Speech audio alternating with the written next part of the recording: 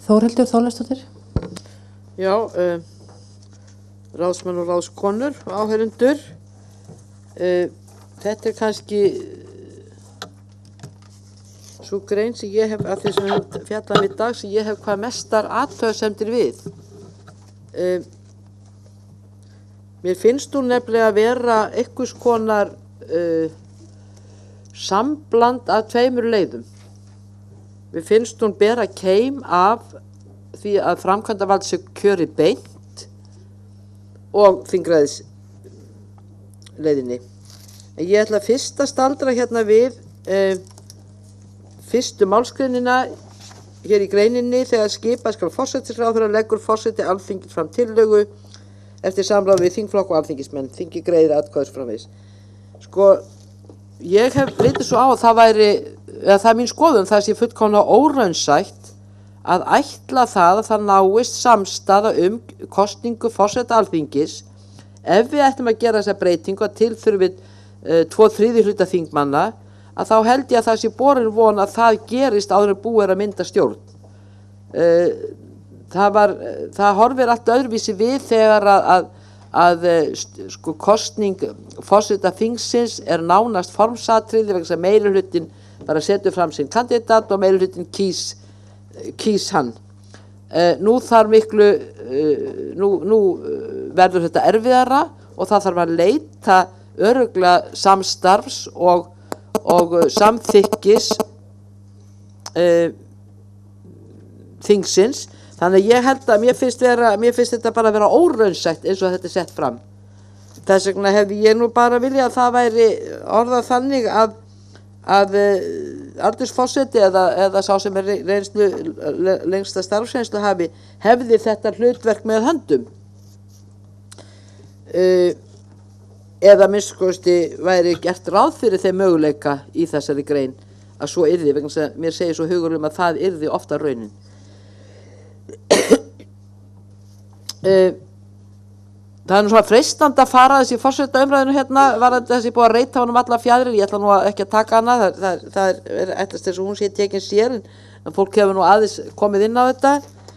Þarna er önnur fjöður af tveimur farin, það er að segja málskotsrétturinn og stjórnarmyndunarrétturinn, og ég held að við verðum bara að vera samkvæm sjálfum okkur í því hvort við ætlum að hafa forseta sem er án valds en vonandi hefur virðingu og hinn sem hefur vald, og ég hef ekkert miklar áhyggjur af því að vorkenna slíkum forseta sem væri án þessara tveggja fjæðra. Það hefur ekki reynt á málskotsréttin alvarlega fyrir en núna, þess að síðustu áratugum, fyrir en núna upp á síðkastið, en ágætir menn og konur hafa sóst eftir þessu embættu engu síður án þess að þeir hafa ætlað að gera það að pólitísku vettvangi.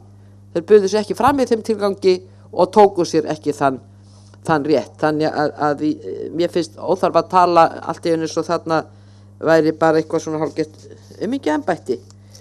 Þeir til dæmis tveir þjóðhöfðingjar, Kristján Eldjárn og Vigdís, sýndu aldrei neina pólitíska tilburði en nutu mikillar virðingar og vinsælda í landinu.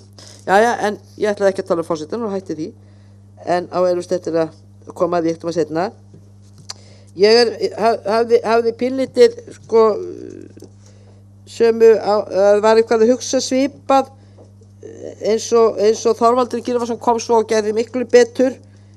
Ég var ekki að hugsa endilega utanþingsstjórn, heldur einmitt þetta ef það þarf að ganga í gegnum þetta 4 sinnum að gera tillögu að því að kjósa forsætisráðherra. Hvað gerðist þá?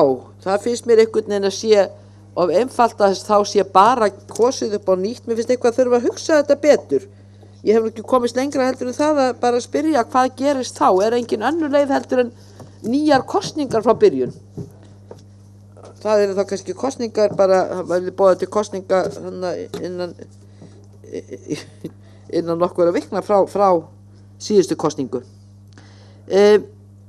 Ég segi eins og Ástrós, mér finnst þessi leið að eftir að forsætisráðherra verið kjörinn að þá skipi hann eða hún ráðuneyti og ákveði ráðherra og tölu og skipti störfum og já, tilnefni ríkisstjórnar svo allt segir hérna og tilkynir hann að forseta Alþingis. Mér finnst þetta ekki í samræmi við þingræðisreglu. Mér finnst að ríkisstjórnin öll eigi að sitja í umboði kjörinna þingmanna og þannig sé samband almennings við og ábyrgð almennings á ríkisstjórn tryggð.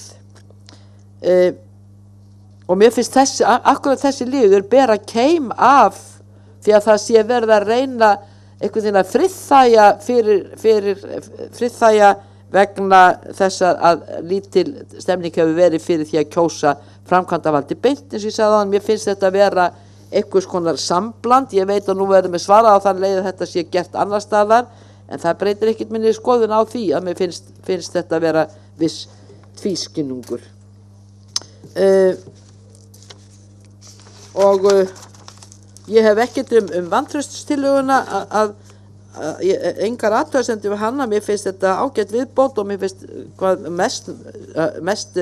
mestu munar þá eða mest munar tillögu eftirmann því að við vitum það að vantrauststillögur eru oft sýndarmennska og ekki mikil alvara á bakvið en ef að virkilega þarf að taka þá umræðu hver ætti þá að taka við þá verða menn að vera ábyrgar í því að hefja vantrauststillögur hvort sem á ríkisstjórn eða einstakar ráðherra. Þannig að mér finnst þessi grein til bóta og ekki síst þessi liður hennar og þar með þakka ég fyrir mig.